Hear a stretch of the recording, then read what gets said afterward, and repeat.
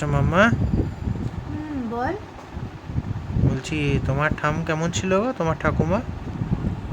আমার ঠাকুমা ভীষণ ভালো ছিল রে। ভীষণ ভালো ছিল, আমার মতো ঠাকুমার মতো ছিল না? ও বাবা, না বাবা না, আমাকে ভীষণ ভালোবাসতো, ভীষণ ভীষণ। আমিও ভীষণ ভালোবাসতাম ঠাকুমাকে। আর আমার তো এমনি এমনি ভালোবাসা আসেনি, কেন কি বাচ্চারা ছোটোবেলা থেকে যেমন ভালোবাসা দেখে সেরকমভাবেই ভালোবাসাটা দেয়। ছোটোবেলা থেকে দেখে দেখে যেটা শেখে সেটাই করে। আমার আমার ঠাকুমা ভুল বলতে অজ্ঞান ছিল। ভীষণ ভালোবাসতেন আমাকে আমার ঠাকুমা। আর আমি বংশের সবচেয়ে ছোট মেয়ে ছিলাম। আর তার থেকেও বড় ঠাকুমা না স্বপ্ন পেয়েছিলেন।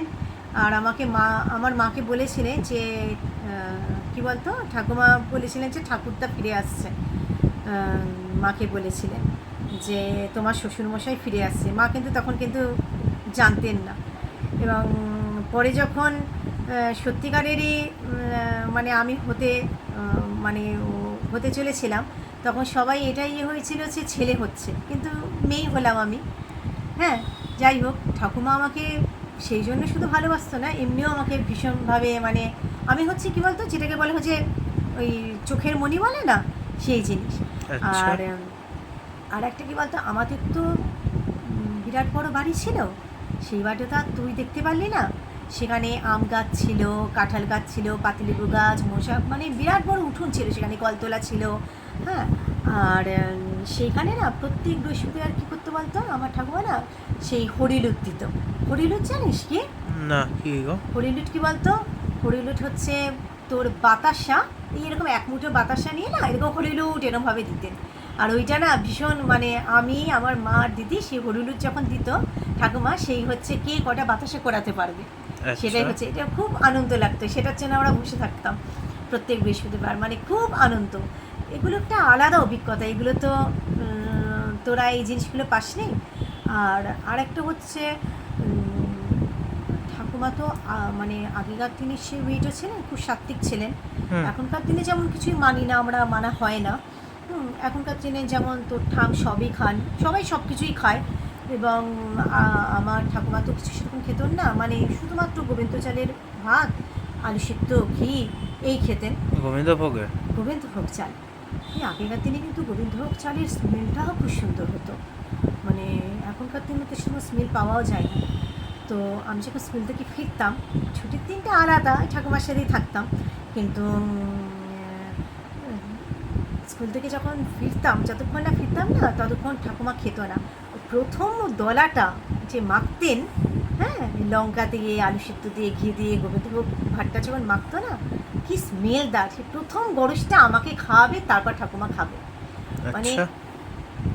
এত ভালোবাসতেন, ভীষণ। মানে বলা যায় না সেই জিনিসটা, এত ভালোবাসা। আমার দিদিকেও ভালোবাসতেন, কিন্তু এতটা কি বলবো। আর আমি যেমন বংশের ছোটো মেয়ে, তেমনি আমার ছোটো কাকুর ছেলে বংশের ছোটো ছেলে। ওকেও ভালোবাসতো, কিন্তু সবচেয়ে বেশি ভালোবাসাটা আমি পেয়েছি। আর সবাই বলতে কি বলতো, ঠাকুমার মতো আমার চেহারাটা অনেকে মুখের আদল টাদল সব কিছু, কিন্তু ঠাকুমা ছিল ধপধপে ফর্সা। নাম ছিল শতদল। তেমনি শতদল পদ্ম। এই শতদলের মতো ফর্সা ছিলেন আমার ঠাকুমা। আমি তো কালো, আমি তো রঙটা পাইনি ঠাকুমার। আর সেরকম লম্বা, আমি হয়েছি বেটে। সেরকম সুন্দর উন্নত নাসিকা, সেই আর্যদের মতো সুন্দর নাক ছিল, সুন্দর চেহারা ছিল ঠাকুমার, খুব সুন্দরী, খুব সুন্দর ছিলেন ঠাকুমা। কাজে কর্মে প্রচণ্ড নিপুণ ছিলেন। সেই কাজকর্মগুলো অনেকটা পেয়েছি আমি ঠাকুমার। মানে খুব ভীষণ ভালো ছিলেন ঠাকুমা আর কি। তো জানিস তো শেষের দিকটায় কী ছিল বলতো, আমার যে মেজে ওঠো, তারা না শেষের দিকটায় ঠাকুমাকে নিয়ে গেল আমাদের থেকে। আমি কিছুতেই ছাড়তে চাইনি, ঠাকুমাও যেতে চাইনি, কিন্তু নিয়ে গেল ঠিকই। কিন্তু ঠাকুমার না শেষ দিকটা বড্ড কষ্ট পেয়েছে। কেন? মা স্কুল থেকে, আমি মায়ের সাথে সন্ধ্যাবেলা ঠাকুমাকে দেখতে যেতাম। ঠাকুমা বোধহয় মন থেকে সেটা মেনে নিতে পারিনি যাওয়াটা। আমাকে ভালোবাসতো তো, আমার কাছে থাকতেন। তো মা স্কুল থেকে যখন যেত তখন তো আমি যেতে পারতাম না, আমি স্কুলে থাকতাম সেই সময়টা। স্কুল ছুটির পরে মা যখন ডাইরেক্ট যেত স্কুল থেকে ঠাকুমাকে দেখতে, ঠাকুমা না বেডসোর হয়ে গিয়েছিল। ওরা ঠিক মতো সেভাবে দেখতো না, কিছু না। মা বাবাকে এসে একদিন বলল যে দেয়াল থেকে দেখছি কি বলতো সেই বড় বড় লাল পিঁপড়েগুলো না কেমন নামছে। কাঠ পিঁপড়ের মতো। কাশ্মীরে বড় বড় মোটা যে লাল পিঁপড়েগুলো আছে না, হ্যাঁ। সেটা নামছে। শাড়িটা তুলে দেখছে, ঠাকুমা না সাদা ধবধবে থান পরতেন পুরো। শাড়িটা তুলে দেখছে কি বলতো যেখানে মানে ঘাটা হয়েছে না, সেখানে মানে মানে ওই লাল পিঁপড়েগুলো মানে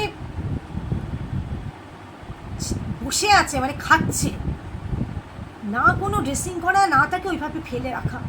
ঠাকুমার শেষের থেকে কথা বলাও বন্ধ হয়ে গেছিল, বেচারা আর্তনাদ করতো না, এমন অবস্থায় এত কষ্ট পেয়েছে। বাড়িতে এসে বাবাকে বলেছিল কি এরকম অবস্থা, পরে আয়া ঠিক করে দিল। সেও যে কী দেখতো কী জানি, আয়াগুলোকে তো চিনিস, হুম। মানে এখন তো নিজের দিদির ব্যাপারে দেখতে পাচ্ছিস, মানে দিদি মানে দাদা, মানে নিজের দিদার ব্যাপারে দেখতে পাচ্ছিস আর কি। হ্যাঁ। হ্যাঁ, হ্যাঁ, তাও তো ওনারও তো সত্যি এখন তো যারা তাও আমার মাকে দেখে তারা তো ভালো দেখে, তখন তো চিনি আর কি দেখতেন, আর কি বলবো। খুব কষ্ট পেয়েছে রে ঠাকুমাটা, খুব কষ্ট পেয়েছে। মানে লাল পিঁপড়ে খাচ্ছে, এত কষ্ট। আমাদের একটা লাল পিঁপড়ে কামড়ে দিলে কত কষ্ট হয় আমাদের, হ্যাঁ, সেখানে ওই ঘায়ের মধ্যে লাল পিঁপড়ে দপদপ করছে। মানে মা এসে বাবাকে বলেছিল, আমি গিয়ে সন্ধ্যেবেলা দেখতাম মানে ঘায়ে ঘায়ে বেডসরে চলে গেল ঠাকুমা আর কি, এভাবে শেষ হয়ে শরীরটা একেবারে হয়ে গিয়ে। সেটা বড় কষ্টের দিন ছিল, আমি বাবাকেও হারিয়েছি, সেটা বড় কষ্টের দিন। কিন্তু প্রথম ধাক্কাটা খেয়েছিলাম যখন ঠাকুমা আমাদের জীবন থেকে চলে গেল, ভীষণ কষ্ট পেয়েছিলাম, ভীষণই। মানে জীবন থেকে একটা ভালোবাসার মানুষ চলে গেল তো, আর খুব ছোটো ছিলাম তখন, ভীষণ ছোটো, হুম। ক্লাস 5-এ তখন সবে উঠেছি আমি। সে সময়টা ঠাকুমার ছায়াটা আমার মাথার উপর থেকে সরে গেল তো। তবে ঠাকুমা যেদিন চলে গেল না, সেই ব্যাপারটা নিয়ে তোকে একদিন বলবো, জানাবো। সেদিন একটা অলৌকিক ব্যাপার কিন্তু ঘটেছিল। অনেকেই অনেক কিছু বিশ্বাস করে না, কিন্তু আমি আর আমার দিদি মারাত্মকভাবে সেই জিনিসটা ফিল করেছিলাম।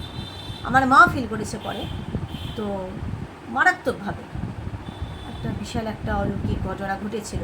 বলে না, মানুষ যেখানে থাকতে চায় সেই জায়গাটা ছেড়ে যেতে চায় না। হ্যাঁ। আর ভালো মানুষকে, মানে বলে না যে প্রিয় মানুষকে সাথে নিয়ে চলে যেতে চায়। হ্যাঁ। মানে যে মানুষ সবচেয়ে প্রিয়, যে মানুষটা চলে গেছে তার কিন্তু বলে না শত্রু হয়ে যায়, মানে তাকে নিয়ে চলে যেতে চায়। সেই ব্যাপারটা কিন্তু ঘটেছিল আমার সাথে। সেই প্রসঙ্গটা তো আলাদা হয়ে গেল, সেইটা একদিন ওটা একটা বড় একটা স্টোরি, ওটা একটা তোকে একদিন গল্প করব সেটা। আচ্ছা। কিন্তু ঠাকুমার যে স্মৃতিগুলো সত্যি, হ্যাঁ, অনেক কিছু শিখেছি ঠাকুমার থেকে। যেমন বলতো কেমন হচ্ছে, যখন বাবা অফিসে বেরোতো বা মা বেরোতেন, যেমন হচ্ছে বেরোনোর সময় কী বলতো, পিঠে, এটা দেখেছিস ছোটোবেলা থেকে, পিঠে একবার হাত দিয়ে সাবধানে যেও। হ্যাঁ। হ্যাঁ। পিঠে হাত ছুঁয়ে দেওয়া, সাবধানে যেও। এটা আমাদের বাঙালিদের অনেকেই করে, যে বেরোনোর সময় দুর্গা দুর্গা বলাটা, এটা। আর একটা কী বলতো, বেরোনোর সময় কখনো হচ্ছে কি কালো জিনিসে হাত দেবে না, এগুলো হচ্ছে সবসময় কি ঠাকুমার কাছ থেকে করতাম। হ্যাঁ, তারপরে কি কারুর গায়ে হাত দিও না, বেরো না, তাহলে কি হাত কাঁপে। হ্যাঁ, আর একটা কী জিনিস বলতো, নুন ফেলতে নেই, নুন নষ্ট করতে নেই। হ্যাঁ, পাতে নুন ফেলতে নেই বলে। আর কি বলতো আরও শিখেছিলাম, হ্যাঁ, এখন অতটা মনে পড়ছে না, অনেক কিছু শিখেছিলাম বটে। যাই হোক, ঠাকুমার কাছ থেকে প্রচুর কিছু শিখেছিলাম। এই আর কি বলবো, ঠাকুমা নেই, ঠাকুমা চলে গেল, বেশ কিছু বছর পর আমার বাবাটাকেও হারালাম আমি। দুটো প্রিয় মানুষকে হারিয়ে ফেলেছি আমি জীবনে, দুজনেই আমার জীবনে ভীষণ ভালোবাসার মানুষ। এই সবাই ভালো থাকুক, আর কি বলবো। ওটা এতদিন পর ঠাকুমার কথা জানতে চাইলি, বললাম, মনটা একটু ভার হয়ে গেল।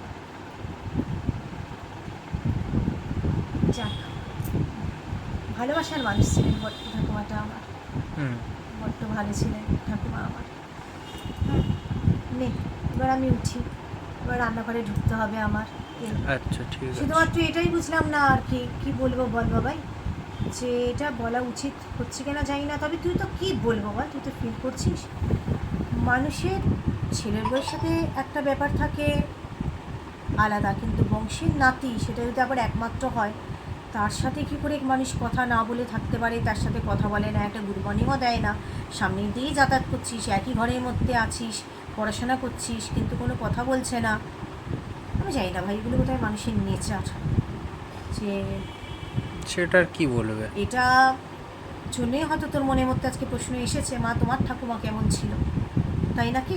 হুম। কেন তোর ঠাকুমা আবার সম্পূর্ণভাবে আলাদা, এটা হচ্ছে ম্যান টু ম্যান ভ্যারি করে, তো জানি না। এবার আমিও ঠাকুমা হব, যেমনই হই ভাই, আমি এরকম ঠাকুমা হব না, এই হচ্ছে কথা। যে আমি তো ছোটোবেলা থেকে সবসময় শুনেছি, কী বলে, আসলের থেকে সুদের মায়া বেশি। এটা কিছু বুঝতে পারি না বাবা, আর কি বলবো, আশা না করাই ভালো, এটাই হচ্ছে কথা। জীবনে কখনো কোনো দিন কিছু আশা করবি না বাবা, এমনিতে যেটা ভাবি সেটাই ভাববি, অনেক কিছু, তাতে খুশি থাকবি। এটা আমার ঠাকুমা ভালো বা অন্য কারোর ঠাকুমা ভালো বা ভালোবাসা পেয়েছে বা ভালোবাসা পাচ্ছে বলে তুই সেটা থেকে বঞ্চিত বলে সেটা থেকে কষ্ট পাস না কখনো, এটাই বল। সেটুকু ভালোবাসা যাদের কাছ থেকে পাচ্ছিস, তোর মায়ের ভালোবাসা পাচ্ছিস, বাবার পাচ্ছিস, বন্ধুদের পাচ্ছিস, সেটা নিয়েই ভালো থাক, ভালো থাকার চেষ্টা কর, সেটাতেই হ্যাপি থাকার চেষ্টা কর, কেমন? ঠিক নিয়ে আছে, মন খারাপ করিস না। ঠিক আছে। বুঝতে পেরেছি, এই জন্যেই তোর মনের মধ্যে আজকে এই প্রশ্নটা জেগেছে যে মা তোমার ঠাকুমা কেমন। এই ওই ছোটোবেলা থেকে এত বড় হলি, আজ অব্দি তো এই প্রশ্নটা আজকে তোর এলো, এতদিনও তো এলো না। মনের মধ্যে আসে, যে আসে, বুঝতে পারি যে এক একটা করে দিন যায়, তো তুইও তো বড় হয়েছিস, দেখছিস চোখের সামনে সব কিছু। ঠিক আছে, ছাড়, এগুলো নিয়ে কিছু চিন্তা করিস না বাবা। হ্যাঁ, যাই হোক, নে বাবা, আমি উঠলাম, শোনা বাবা, ঠিক আছে। রাখলাম, হ্যাঁ। যা উঠ।